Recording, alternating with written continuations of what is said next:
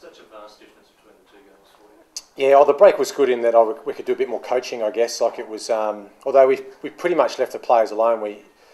We had a quick meeting just about the adjustments we needed to make from a game plan point of view. But I think probably with the conditions today, I think it was 38 for most of the three games.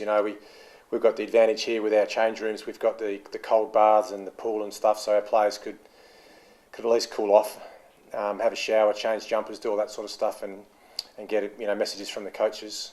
So it probably did help us a bit coming out for game 3. What was the biggest thing you had to change to get such a different result in the second game? To be completely honest, it was more just our intensity. St Kilda took 38 marks, I think, in that first 20-minute block. So they were on track for 160 or more, if it was a regular season game, and they only took 9, I think, in the second half of that match. So our intent, our intensity, it felt like we were still in pre-season mode a little bit. We had an opportunity to hit hard and hit another club, and I thought we were a little bit soft around the contest in that first game against the Saints. But, to their credit, they were clearly the better side. And then, I guess the boys came out and were much, much better against Port Adelaide.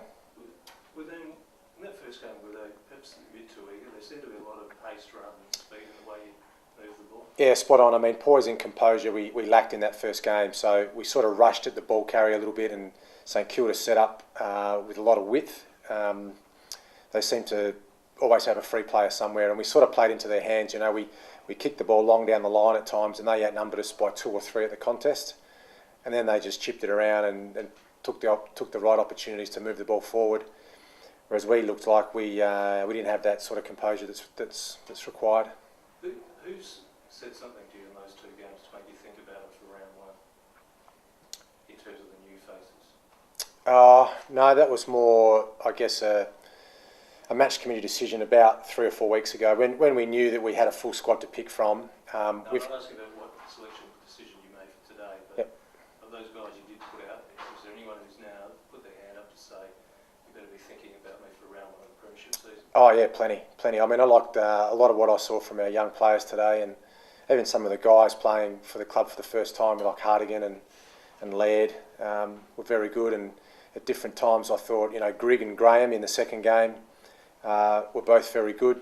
Kerridge and Crouch at different times looked pretty sharp, and I liked Cam Ellis-Yeoman as well. I thought he showed that he's going to be a player for us in the future. He's got that raw talent. Still makes a few mistakes, but his raw stuff's very good. Is it best to leave Jenkins just forward, not to put him in the ruck? Maybe. We'll keep experimenting with that through the summer. Graham rucked really well in the second game, but I know Port only played with Trengrove and Westhoff in the ruck at times, which probably was at his advantage. But yeah, Jenkins probably needs a bit more time in the ruck. He's still got a lot to learn in that position. What about John Cock? Are we now sensing that you are going to use him just as a forward? I think he's more a forward than a defender at the moment, yeah. He kicked all our score pretty much in the first game. He just knows how to play either end though. We wanted to have a look at Brown and Tambling back there today. We saw Yench there a little bit, but we know that John Cock's been a great small defender here for a long time. So with Dowdy retiring, John Cock can certainly play there, but he showed us again today, he's very smart in front of goal. How much has Wright improved since you came?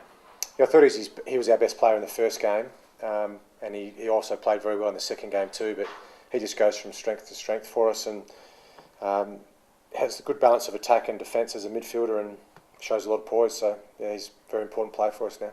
Another one of those guys that can sort of bowl up forward as well. Yeah, smart player, inside forward 50 as well. So similar to Douglas, they sometimes look like twins out there. They both play a similar role, hard inside mids that can kick a goal forward, and they tackle hard, they chase, they certainly play the game the right way. As a snapshot, what do you reckon you learned today about your group? I'll have to go back and look at the review, look at the tape again. I told you all our stuff broke down today, so we had no communication and we had no stats or no behind the goals, so we'll have to have a good look at the tape. But I think we saw some signs from our younger players.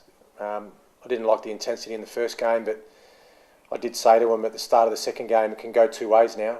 He can throw it in and have a poor day, and we can sit around and sulk for a couple of days in Narracourt in our community camp, or we can go out and right a few wrongs. And that was a good sign that they certainly went out there with a different attitude in that second game. Which is a key point, what you noted from them last year, that challenge they do respond, so that's still holding. Yeah, well, we didn't lose 2 games in a row last year, so that record holds again at the start of this season. But no, it's good. It's a good sign from a young group that they're able to cop some criticism and learn from some mistakes in the first game and play a lot better in that second half.